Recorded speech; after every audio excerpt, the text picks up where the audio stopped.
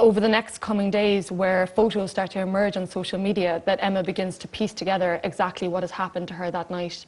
And I think what's really interesting is what I wanted to explore was how that impacted her, how that affected her family, and also I think how her community reacted to that. It covers the whole gamut, if you like, because the violence that was perpetrated against her, which she doesn't remember, of course was filmed, like everything is now, on the phone, and the stuff that happens, it's too grotesque probably to get into here, but it's vivid.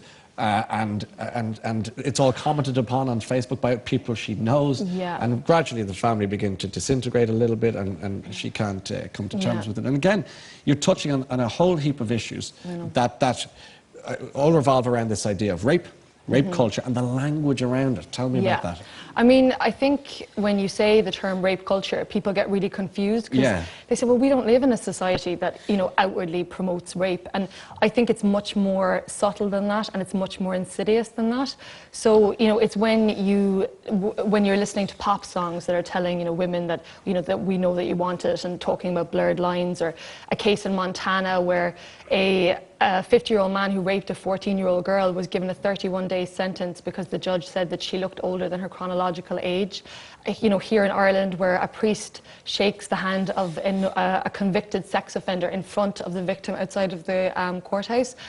Which features fictionally in the book too. You also make reference, I noticed in an interview during the week, to a case that got huge coverage in America. This is it Steubenville? The Steubenville and the Maryville cases. There was 2 cases in the US, which I was very inspired by. And this is about teenage parties, if you like, where a girl drinks too much, if you like, and then the guys drink too much, and she's essentially carted off, and they do what they want with it. And I think the important thing is that, you know, it's that we're not saying that alcohol is to blame. It's this culture, I think, in which young men are sort of conditioned to believe that they're almost entitled to the female body, which is why I think it's so interesting, especially in those cases, the way they put up those photos on social media afterwards. There was no shame. Yeah, absolutely. Or embarrassment. Yes, or even just, this is illegal, I could face consequences for this. They just felt completely entitled to do it. Look what I did. It brings us down to the other point about pornography and the base at which people, particularly younger people, are seeing how sex works, or how,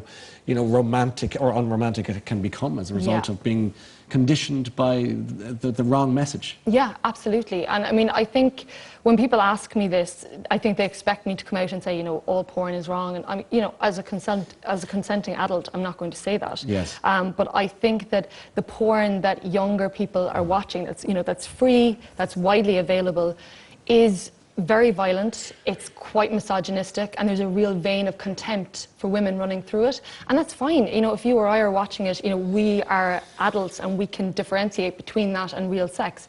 But if you're a 13-year-old and this is your first introduction to the idea of what a sexual relationship is like, I think that's incredibly damaging at that age. In the long term as well. What about the idea of the social media shaming, if you like, whereby we had the case in Ireland of Slane Girl, so-called. Remind us of who she was. Yeah, absolutely. That was another case that really inspired me. I think with Slane Girl, I mean, obviously that wasn't a rape case. It was about a girl at Slane who performed oral sex on 3 different men. Photos were taken and they were circulated on social media. And I think what I found really interesting about that case was it was Slane Girl, it wasn't Slane Boys. And I think it really highlights the disparity between how we view female and male sexuality in this country. Wasn't there a Magaluf girl?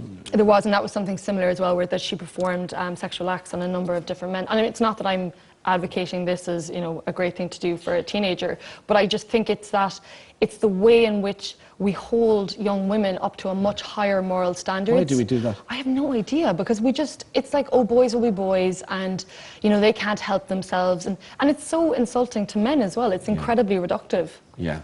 The idea that, I think it is in the book, Louise, where you talk about, was it rape or was it rape? Yes. That's a very unnerving point to make in some ways, isn't it? It was actually, that was inspired first of all by Todd Akin, this politician who was running for Senate in the US. And he was asked, you know, he was asked if there was any case in which he thought abortion would be acceptable, you know, if a woman was raped. And he said, obviously being a biological expert, that, oh, if it was a legitimate rape, then the body has ways of shutting that down so a woman doesn't get pregnant. And I just thought that was such an interesting, weird comment to make, but that like a lot of people believe that. Yeah. And it sort of reminded me of when Whoopi Goldberg was discussing the Roman Polanski case where he was convicted of raping a 13-year-old girl, and she said, well, it wasn't rape.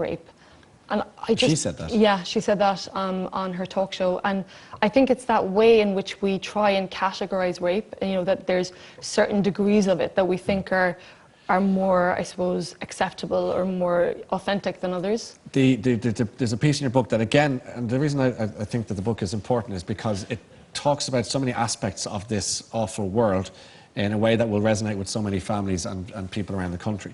And one of the things that struck me as well, Louise, if I may, is this idea that you had this court case, and whether or not the victim would take the case all the way through the courts, and all that goes with it, the family, the community, the boys in question, local football players and so forth. And you do convey that sense of doom. It's almost like a lose-lose. I know.